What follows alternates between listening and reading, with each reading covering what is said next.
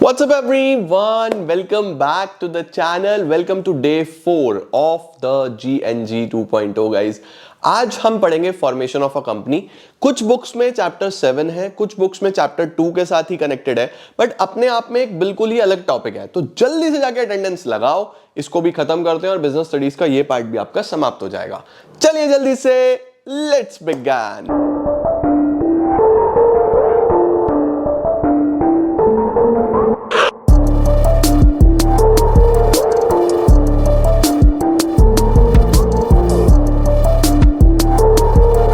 बच्चों हमने ये तो सीख लिया लास्ट क्लास में कि कंपनी कितनी अच्छा फॉर्म ऑफ बिजनेस है, बट हमें आज ये सीखना है कि कंपनी फॉर्म कैसे होती है, how to form a company या फिर फॉर्मेशन ऑफ अ कंपनी कैसे होता है।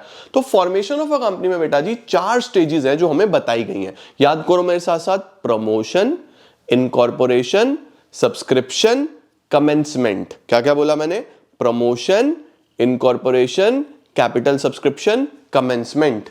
PICC, ये पिक हो गया। पिक जैसे तुम्हारी पिक होती है ना, डीपी तुम्हारी डिस्प्ले पिक्चर है ना, सब जगह अपनी पिक्चर अपलोड करते हो, कंपनी भी वही है। PICC, promotion, incorporation, capital subscription and then commencement. Sir ये क्या क्या होता है? देखो, सबसे पहले बाबू प्रमोशन होता है। प्रमोशन कौन करता है? प्रमोशन करता है प्रमोटर। प्रमोटर कौन होता है? प्रमोटर होता है बेटा जिसके दिमाग में आइडिया होता है कि चलो कंपनी बनाते हैं, कुछ बिजनेस खड़ा करते हैं, है ना। तो सबसे पहले कौन चाहिए हमें? एक प्रमोटर चाहिए। ठीक है, प्रमोटर कौन है? जो कंपनी को फॉर्म करेगा, जो कंपनी को बिल्ड करेगा, जो कंपनी का जिसके दिमाग में आइडिया आया कि यार यहां पे बिजनेस बन सकता है, यहां तो मैं कंपनी बना सकता हूं, चलो कंपनी बनाते हैं। तो सबसे पहले प्रमोटर आएगा जो कंपनी का प्रमोशन करेगा। प्रमोशन का मतलब कंपनी की शुरुआत करेगा, अपने आइडिया को बिजनेस में कन्वर्ट करेगा। आज अगर आप ये YouTube चैनल देख रहे हो तो ये भी तो एक आइडिया ही था मेरे दिमाग में, लेकिन आज ये कितना बड़ा चैनल बन चुका है, राइट। तो कैसे बना? क्योंकि मैंने इसका प्रमोशन करा। मैं कौन हो गया? प्रमोटर हो गया, राइट। तो प्रमोटर सबसे पहले कंपनी का प्रमोशन करता है, फिर उसका वो रजिस्ट्रेशन कराता है। रजिस्ट्रेशन कराने का मतलब है बेटा कि अगर मैंने मान लिया कि मेरी कंपनी बन गई, ऐसे थोड़ी ना बन जाएगी, मुझे उसका रजिस्ट्रेशन कराना पड़ेगा, गवर्नमेंट से उसका सर्टिफिकेट लेना पड़ेगा। जैसे छोटे बच्चे का बर्थ सर्टिफिकेट होता है ना, वैसे ही कंपनी का भी बर्थ सर्टिफिकेट होता है। तो वो बर्थ सर्टिफिकेट लेने के प्रोसेस को ही हम लोग बोल देते हैं इनकॉर्पोरेशन कराना। तो इनकॉर्पोरेशन का मतलब लीगल जन्म होना कंपनी का। सही है, अब कंपनी तो बन गई है, अब बिजनेस करने के लिए पैसा चाहिए। तो पैसा आप शेयर्स इशू कर सकते हो, डिवेंचर्स इशू कर सकते हो। उसको हम क्या बोलते हैं? Capital subscription.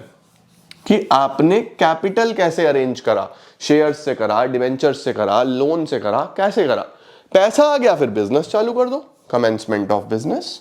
तो 4 चीजें होंगी, promotion, incorporation, capital subscription and commencement. ठीक है बेटा। अच्छा, अब मुझे तुम्हारे से एक सवाल पूछना है, जल्दी से मुझे बताओ वीडियो पॉज करके। क्या कैपिटल सब्सक्रिप्शन, जहां पे पब्लिक से पैसा लेना है, क्या प्राइवेट कंपनी में यह स्टेज होता होगा? सोचो सोचो सोचो, क्या प्राइवेट कंपनी में यह स्टेज होता है जहां पे पब्लिक से पैसा रेज करना है? नहीं होगा बच्चा। प्राइवेट कंपनी के लिए प्रमोशन होगा, इनकॉर्पोरेशन होगा और सीधा कमेंसमेंट होगा। पब्लिक कंपनी के लिए बीच में एडिशनल ये एक स्टेज और होता है, क्योंकि पब्लिक कंपनी जनता से पैसा रेज कर सकती है। समझ गए? हाँ सर, बढ़िया, मस्त। देखो, promotion is the process of planning and organising all the resources to form a company. Promotion involves idea आना, उसका इन्वेस्टिगेशन करना, सारे रिसोर्सेज अरेंज करना ताकि बिजनेस शुरू कर सके। जो बंदा ये सारे काम करेगा उसको बोलेंगे भगवान दा बंदा, रब दा बंदा, वो है प्रमोटर। ठीक है, वो है प्रमोटर। अब प्रमोटर को क्या क्या करना पड़ता है बच्चों? प्रमोटर के कौन कौन से फंक्शंस होते हैं? तो आओ मैं तुम्हें फटाफट से फंक्शंस ऑफ प्रमोटर बता दूं। देखो, फंक्शंस ऑफ प्रमोटर होते हैं IFNFAP। याद कर लो फटाफट से, IFNFAP। IFNFAP, आई का मतलब बेटा आइडेंटिफिकेशन ऑफ बिजनेस अपॉर्चुनिटी। सबसे पहले बिजनेस अपॉर्चुनिटी को आइडेंटिफाई करना कि यहां पे बिजनेस बन सकता है ना। पहले तो अपॉर्चुनिटी ढूंढो ना, अपॉर्चुनिटी आ गई, फिर उसकी स्टडी करो कि क्या यहां पे पैसा कमा पाऊंगा, क्या यहां पे जो टेक्नोलॉजी चाहिए होगी वो मिल जाएगी, क्या यहां पे जो लेबर चाहिए होगी, पैसा चाहिए होगा, रिसोर्सेज चाहिए होगा, वो मिल जाएगा। ये पूरी स्टडी को बोलते हैं फिजिबिलिटी स्टडी। क्या बोलते हैं? Feasibility study. तो देखो, सबसे पहले तो बिजनेस अपॉर्चुनिटी को आइडेंटिफाई करो। After analyzing all the concepts, the promoter starts doing detailed investigation detailed investigation किस चीज पे, खर्चा कितना आएगा, प्रॉफिट बनेगा या नहीं बनेगा, प्रोडक्शन की मशीनें अवेलेबल होंगी या नहीं होंगी, जो भी बनाऊंगा उसकी डिमांड कितनी है। तो ये सारी की सारी चीजें प्रमोटर करता है with the help of experts, right. तो इस स्टेट्स को बोलते हैं हम फिजिबिलिटी स्टडीज। परफेक्ट हो गया। पहली स्टेज क्या है, आइडेंटिफाई करना अपॉर्चुनिटी को, दूसरा फिजिबिलिटी स्टडीज करना। अब फिजिबिलिटी स्टडीज कितने प्रकार की होती है बेटा, 3। टेक्निकल, कि क्या टेक्नोलॉजी अवेलेबल होगी, रॉ मटेरियल अवेलेबल होगा, इनपुट्स अवेलेबल होंगे, मैं जो बिजनेस करना चाहता हूं उसका कच्चा माल अवेलेबल होगा या नहीं होगा। दूसरी होती है बेटा फिनेंशियल, कि क्या पैसा जितना चाहिए, क्या पैसा मेरे पास अवेलेबल होगा। कई बार ये होता है कि आइडिया तो बहुत अच्छा है लेकिन इतना ज्यादा पैसा चाहिए कि हमारे पास है ही नहीं, तो फंड्स अवेलेबल होंगे या नहीं होंगे। अब कई बार पैसा भी है, आइडिया भी अच्छा है लेकिन उसमें प्रॉफिट नहीं बनता, समाज के लिए अच्छा है लेकिन प्रॉफिट नहीं बनता। तो बिजनेस में तो प्रॉफिट मोटिव एक सबसे इंपॉर्टेंट मोटिव है ना बेटा। तो वो तीसरा होता है economic feasibility. Sometime a project is abundant just because it might not be profitable. तो IF-NF AP में I और F क्लियर हो गया, identification of opportunity, feasibility studies. उसके बाद आपको कराना है बेटा नेम अप्रूवल। सर नेम किससे अप्रूव कराना है, बेटा देखो आप एक वो नाम नहीं रख सकते जो ऑलरेडी किसी का नाम है। भाई अब अगर मैं शूज की कंपनी खोलूं तो मैं अपनी शू के नाम नाइकी, एडिडास नहीं रख सकता, वो ऑलरेडी कुछ ब्रांड्स के नाम है, मुझे कुछ अलग रखना पड़ेगा। तो अलग मैं किससे पता करूं, मुझे वो नाम रजिस्ट्रार से अप्रूव कराना पड़ता है। रजिस्ट्रार कौन होता है, जो कंपनी को रजिस्टर करता है। तो हम क्या करेंगे, हम एक यूनिक सा नेम ढूंढेंगे, उस नेम को रजिस्ट्रार को भेजेंगे, रजिस्ट्रार चेक करेगा कि क्या वो नाम किसी और के पास तो नहीं है। अगर ओके निकलेगा तो वो आपका नेम अप्रूव कर देगा, अगर ओके नहीं होगा तो फिर वो आपको बोलेगा कि आप इसके अलावा और 2 नाम बताओ, मैं वो चेक करूंगा कि क्या वो अवेलेबल है। तो आप 3 नाम भेजते हो, पहले अप्रूव होता है फिर आपके पास आता है, तो इसको बोलते हैं name approval. It is necessary for every company to get its name approved from the registrar so that it does not match with any other company. Generally company gives these names in the order of priority. कितने नाम देती है, 3 देती है in the order of priority, कि पहले ये चाहिए, ये नहीं तो ये नहीं तो ये। ठीक है बेटा। नाम अप्रूव कराने के बाद बेटा हम सिग्नेटरीज को फाइनल करते हैं। सिग्नेटरीज कौन होते हैं, first directors of the company, पहले डायरेक्टर्स जो कंपनी के बिहाफ पे सारा काम करेंगे, कंपनी का मैनेजमेंट देखेंगे, है ना। तो डायरेक्टर तो चाहिए। तो चौथा स्टेज होता है फिक्सिंग ऑफ सिग्नेटरीज का। सिग्नेटरी कौन होते हैं, जो कंपनी के मेमोरेंडम को साइन करेंगे। कौन साइन करता है, first directors of the company. ठीक है बेटा। Promoters have to decide about the people who will be signing the memorandum. Promoters also take their written consent to act as directors. ठीक हो गया बेटा। और डायरेक्टर जब बनते हैं तो उनको कुछ क्वालिफिकेशन शेयर्स बाय करने पड़ते हैं, वो भी कराए जाते हैं उनसे। ठीक है, ये तुम्हें पता होना चाहिए बस, that is it. IF-NF identification of opportunity, feasibility studies, name approval, fixing up signatories. अब इतना हो गया। उसके बाद क्या करना है सर, अपॉइंटमेंट ऑफ प्रोफेशनल्स। अब प्रोफेशनल्स को लेके आओ। सर कौन प्रोफेशनल्स, भाई फाइनेंस के लिए chartered accountants, company secretaries, bankers चाहिए, बहुत सारे लॉयर्स चाहिए लीगल फ्रेमवर्क के लिए। तो कितने सारे लोगों की जरूरत पड़ेगी, तो जितने भी प्रोफेशनल्स की जरूरत पड़ेगी उनका अपॉइंटमेंट करेगा प्रमोटर। तो promoter appoints broker, underwriter to ensure the availability of capital of a company securities, and solicitors are appointed to deal with the legal matter. Solicitors मतलब लॉयर्स वगैरह की बात कर रहा है। उसके बाद बस डॉक्यूमेंट्स बनेंगे बेटा। सर कौन से डॉक्यूमेंट्स आएंगे, डॉक्यूमेंट्स में बेटा MOA, AOA, प्रोस्पेक्टस, ये सारे डॉक्यूमेंट्स तैयार होंगे। जो डॉक्यूमेंट्स हम रजिस्ट्रार को देंगे, रजिस्ट्रार सारे डॉक्यूमेंट्स चेक करेगा। चेक करने के बाद वो देखेगा क्या सब ओके है, अगर सब ओके निकला फिर वो आपकी कंपनी को बर्थ सर्टिफिकेट दे देगा। वो स्टेज 2 है ना। तो स्टेज 1 खत्म होते ही स्टेज 2 शुरू होता है। तो सबसे पहला स्टेज क्या है, प्रमोशन। प्रमोशन में एक प्रमोटर क्या करेगा, 6 काम करेगा। सबसे पहले आइडेंटिफिकेशन ऑफ अपॉर्चुनिटी, उसके बाद feasibility studies, then name approval, then fixing up signatories, then appointment of professionals, and then preparation of documents। ठीक है बेटा। इसके बाद कौन कौन से डॉक्यूमेंट्स लगते हैं, मेन डॉक्यूमेंट्स बेटा 3 है, memorandum of association, articles of association, prospectus. इसका डिफरेंस तुम्हारे एग्जाम में आएगा ही आएगा, 100% आएगा। मैंने तुम्हें हाफ ईयरली से पहले भी बोला था जब ये चीजें पढ़ाई थी कि ये पक्का आएगा पेपर में, और आया भी होगा। MOA AOA का difference very very very important. ठीक है बेटा। है क्या सर ये मेमोरेंडम, बेटा मेमोरेंडम किसी भी कंपनी का सबसे प्रिंसिपल डॉक्यूमेंट होता है। ये 1 मार्क में भी आता है कि मेमोरेंडम एक कैसा डॉक्यूमेंट है, तो हम बोलेंगे मेमोरेंडम इज द प्रिंसिपल या फिर सबसे main document of a company. इसके अंदर क्या चीजें होती हैं बेटा, इसके अंदर कंपनी की पावर्स और ऑब्जेक्टिव्स होते हैं कि कंपनी क्या काम करती है, क्या नाम है कंपनी का, क्या लाइबिलिटी रहेगी, क्या बेसिकली ऑब्जेक्ट्स हैं कंपनी के, रजिस्टर्ड ऑफिस कहां पे है, ये सब मेमोरेंडम में दिया होता है। ठीक है बेटा। It also describe the scope of operations, it can be altered, altered का मतलब इसको हम चेंज कर सकते हैं सिर्फ कंपनीज एक्ट के अनुसार। ठीक है। ये जो मेमोरेंडम होता है बेटा, ये बेसिकली जानकारी देता है आउटसाइडर्स को। ये आउटसाइडर्स के लिए होता है। आउटसाइडर्स कौन होते हैं, जैसे हमारे सप्लायर्स हैं, जैसे इन्वेस्टर्स हैं, जैसे बैंकर्स हैं, वो हमारे बारे में कुछ भी जानना चाहते हैं तो हमारा मेमोरेंडम पढ़ सकते हैं वो। ठीक है बेटा। It is also known as doctrine of outdoor management, इसको हम डॉक्ट्रिन ऑफ आउटडोर मैनेजमेंट भी बोल देते हैं। परफेक्ट है बेटा। अब मेमोरेंडम में क्या क्या होता है, सबसे पहले नेम क्लॉज। नेम क्लॉज का क्या मतलब है, कंपनी का नाम आपको मेमोरेंडम में देखने को मिलेगा, कंपनी किस नाम से जानी जाती है, कंपनी प्राइवेट लिमिटेड है या खाली लिमिटेड है, तो मेमोरेंडम में सबसे पहले तो नेम क्लॉज होता है।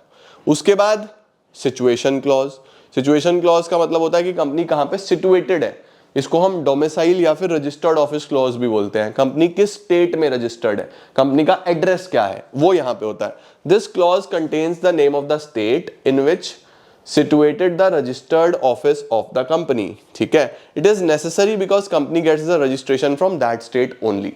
name clause हो गया, registered office clause हो गया, then object clause. Object clause बेटा मोस्ट इंपॉर्टेंट क्लॉज होता है, इसके अंदर लिखा होता है कंपनी किस पर्पस के लिए बनी है, कंपनी क्या बिजनेस करती है।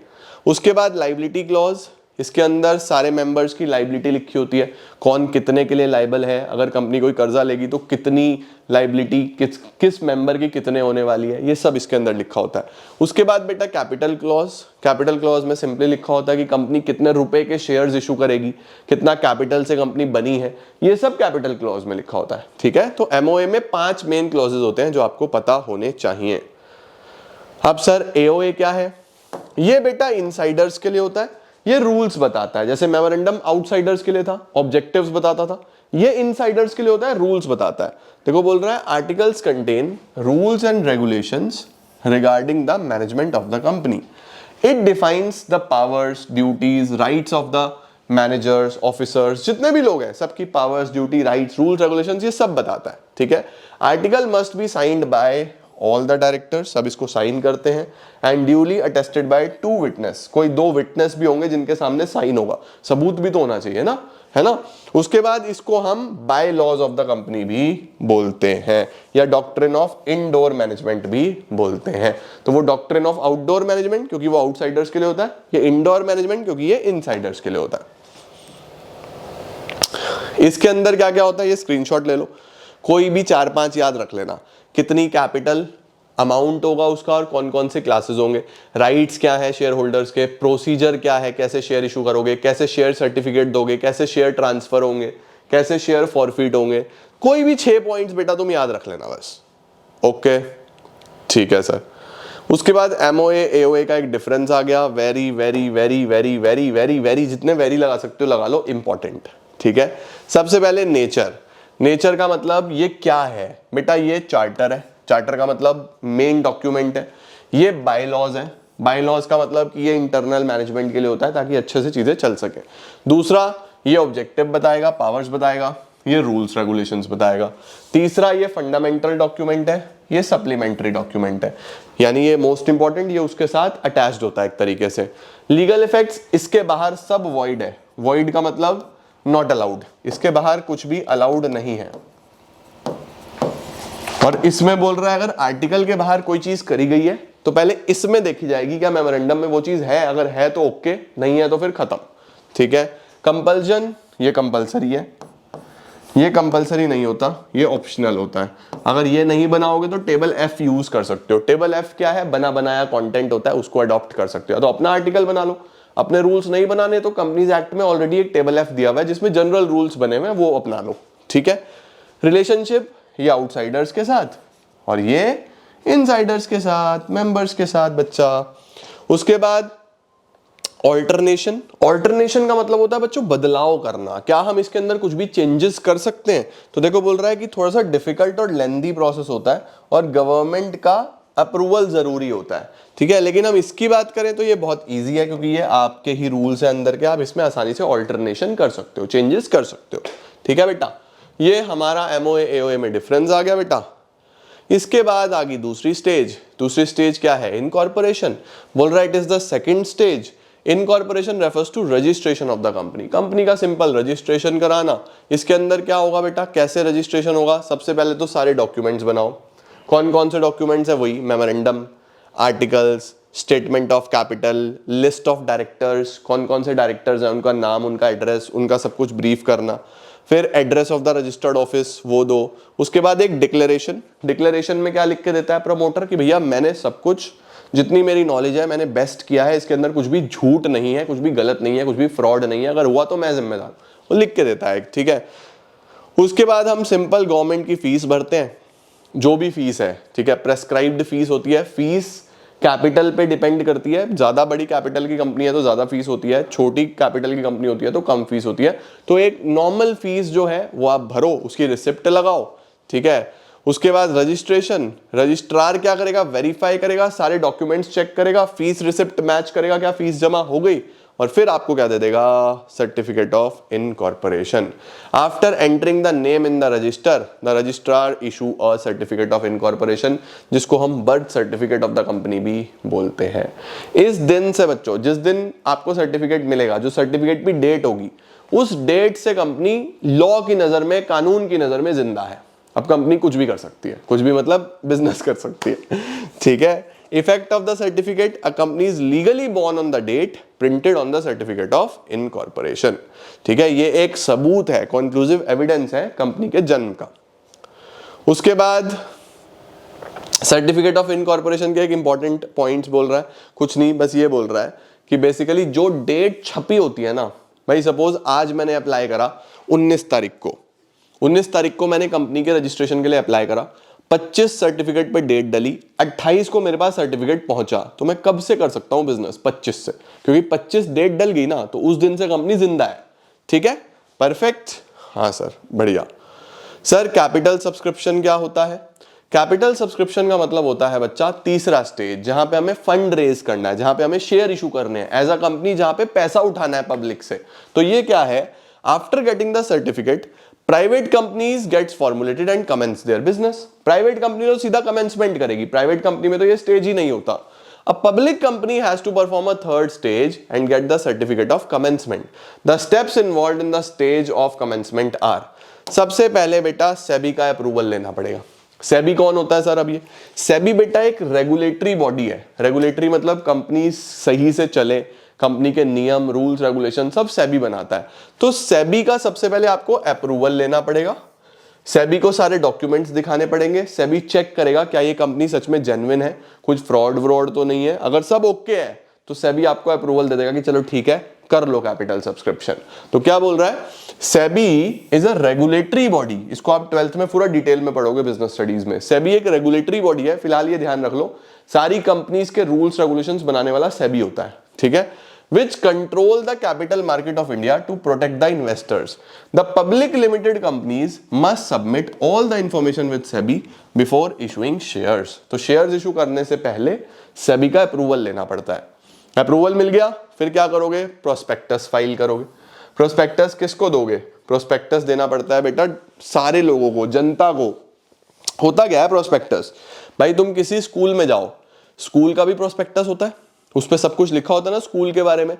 कॉलेज का प्रोस्पेक्टस होता है, कॉलेज के बारे में सब कुछ लिखा होता है। ऐसे ही तुम जब जनता को बोल रहे हो कि मेरी कंपनी में पैसा लगा दो, इन्वेस्ट कर दो, जनता भी तो जानना चाहती है कंपनी कौन है, क्या करती है, कौन इसके डायरेक्टर है, कौन इसका प्रमोटर है, कंपनी का ऑब्जेक्टिव क्या है, कंपनी का पर्पस क्या है, कंपनी है क्या।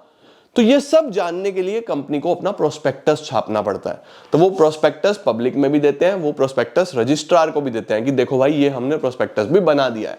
तो सेबी का अप्रूवल लो, फिर प्रोस्पेक्टस फाइल करो।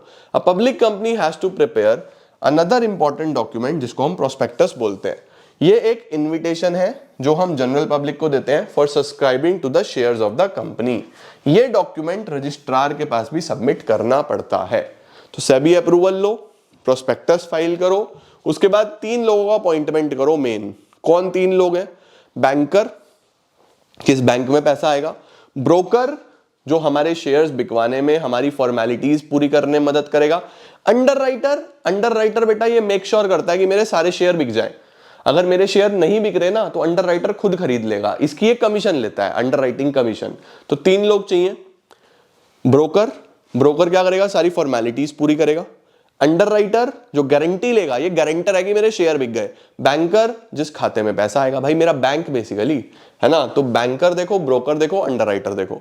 फिर मिनिमम सब्सक्रिप्शन। बेटा सेबी का एक नियम है, सेबी का नियम यह है कि आप जितने के भी शेयर इशू करोगे कम से कम 90% आपके शेयर्स बिकने चाहिए। अगर मैंने 100 करोड़ के शेयर इशू करे हैं तो कम से कम 90 करोड़ पब्लिक खरीदे तो ही अलाउड है शेयर इशू करने। अगर इससे कम हुए ना तो सारा पैसा वापस करो, आपकी औकात नहीं है, डिजर्विंग नहीं हो आप शेयर इशू करने की, जनता खरीदनी नहीं चाहती आपके शेयर। तो मिनिमम कितना सब्सक्रिप्शन होना चाहिए? 90%। ये सेबी के रूल्स है। देखो क्या बोल रहा है, to make sure company does not have shortage of funds it is made compulsory that company must receive application for some minimum number of shares, this is called minimum subscription. As per SEBI a company must receive 90%, ये ध्यान रखना, ठीक है। Okay sir, और कितने दिन के अंदर होने चाहिए? 120 दिन के अंदर अंदर। Perfect sir. तो क्या क्या होगा? सबसे पहले सेबी अप्रूवल, उसके बाद फाइलिंग ऑफ प्रोस्पेक्टस, उसके बाद appointment of banker, broker, underwriter, उसके बाद मिनिमम सब्सक्रिप्शन। मिनिमम सब्सक्रिप्शन के बाद स्टॉक एक्सचेंज को एप्लीकेशन दो। स्टॉक एक्सचेंज मतलब स्टॉक मार्केट। भाई जैसे सब्जी खरीदनी है, फल खरीदना है, कुछ भी खरीदना है तो बाजार में जाना पड़ता है ना। शेयर खरीदना है तो भी बाजार में जाना पड़ेगा। तो बाजार कौन सा है? Stock exchange. शेयर मार्केट को स्टॉक एक्सचेंज बोलते हैं। अब जिस भी मार्केट में आप अपने शेयर बेचना चाहते हो, हमारे देश में बहुत सारी मार्केट्स हैं, मेनली 2 हैं, NSC, BSc, national stock exchange, Bombay stock exchange. जिस भी मार्केट में, दोनों में चाहो दोनों में एप्लीकेशन दो कि हम अपनी कंपनी के शेयर्स बेचना चाहते हैं, वो आपको अलाउ करेंगे तो आप बेचो। तो application to stock exchange and at last allotment of shares, बस। फिर उसके बाद आप क्या कर सकते हो? फिर सीधा कंपनी एक रिटर्न ऑफ अलॉटमेंट बनाती है, एक डॉक्यूमेंट है जो एक स्टेटमेंट है जो डिटेल देता है name and address of the share holders, और जिन लोगों ने भी शेयर्स खरीदे हैं उनको शेयर्स दे दिए जाते हैं बच्चों। सिंपल, इसको बोलते हैं अलॉटमेंट ऑफ शेयर्स। बस आखिरी स्टेज तो क्या है? बस बिजनेस चालू कर लो, कमेंस कर लो अपना बिजनेस। सबसे पहले क्या करा? प्रमोशन, प्रमोशन के बाद इनकॉर्पोरेशन, रजिस्ट्रेशन कराया, रजिस्ट्रेशन के बाद कैपिटल सब्सक्रिप्शन, अब बिजनेस चालू करो। देखो बोल रहा है after subscribing the securities and receiving the minimum subscription company applies to the registrar to issue certificate of commencement. Registrar को बोलती है भैया हमें सर्टिफिकेट ऑफ कमेंसमेंट दे दो। Along with the application company कुछ डॉक्यूमेंट्स देती है। क्या क्या डॉक्यूमेंट्स देती है? सबसे पहले एक डिक्लेरेशन कि जितने भी शेयर्स थे have been subscribed and minimum subscription have been received. Company ये मेक श्योर करती है, लिखित में देती है कि मिनिमम सब्सक्रिप्शन आ गया है, लोगों ने हमारे पे भरोसा दिखाया है, शेयर्स हमारे बिक गए। दूसरा, एक डिक्लेरेशन की सारे डायरेक्टर जितने भी थे has paid in cash the application and allotment money on his shares. Directors का जो भी अमाउंट ड्यू था वो सब डायरेक्टर्स ने भी फुलफिल कर दिया है। Number 3, a declaration that no money is pending. अगर कुछ पैसा वापस करना था तो वो भी कर दिया है, कुछ भी पैसा बचा नहीं है, पेंडिंग कुछ नहीं है। अ डिक्लेरेशन दैट सारी रिक्वायरमेंट्स हमने फुलफिल कर दी है। रजिस्ट्रार वेरीफाई करेगा डॉक्यूमेंट्स और उसके बाद अगर वो सेटिस्फाइड होगा क्या दे देगा आपको? सर्टिफिकेट ऑफ कमेंसमेंट, कि आप अपना बिजनेस स्टार्ट कर सकते हो। ठीक है बेटा। आखिरी में एक छोटा सा टॉपिक है, कई बार पूछ लेता है कि प्रोस्पेक्टस क्या होता है। तो प्रोस्पेक्टस बेटा कोई भी एक डॉक्यूमेंट हो सकता है जिसके थ्रू हम इनवाइट करते हैं पब्लिक से कि भैया हमारे शेयर्स खरीद लो, है ना। अब प्रोस्पेक्टस के अंदर जो मेन चीजें होती हैं वो क्या क्या होती हैं? सबसे पहले एक इनविटेशन। इनविटेशन का क्या मतलब होता है कि प्लीज आप हमारे शेयर खरीद लो। दूसरा, इनविटेशन इज मेड बाय और on behalf of the company, company करती है या कंपनी के बिहाफ पे किया जाता है। और दूसरा, invitation must be to subscribe और to purchase it shares, company के शेयर्स खरीदने के लिए इनविटेशन ही होता है। इसी के साथ भाइयों बहनों, ladies and gentleman, 4 simple stages, chapter हमारा समाप्त। मुझे उम्मीद है कि आपको फॉर्मेशन ऑफ अ कंपनी भी पूरा समझ में आ गया होगा। कोई दिक्कत है, कोई डाउट है, कोई परेशानी है तो कमेंट सेक्शन में बता देना, उसको देखेंगे, फिर अगले चैप्टर पे मिलते हैं। ठीक है, all the very best, keep growing, keep glowing and keep smiling.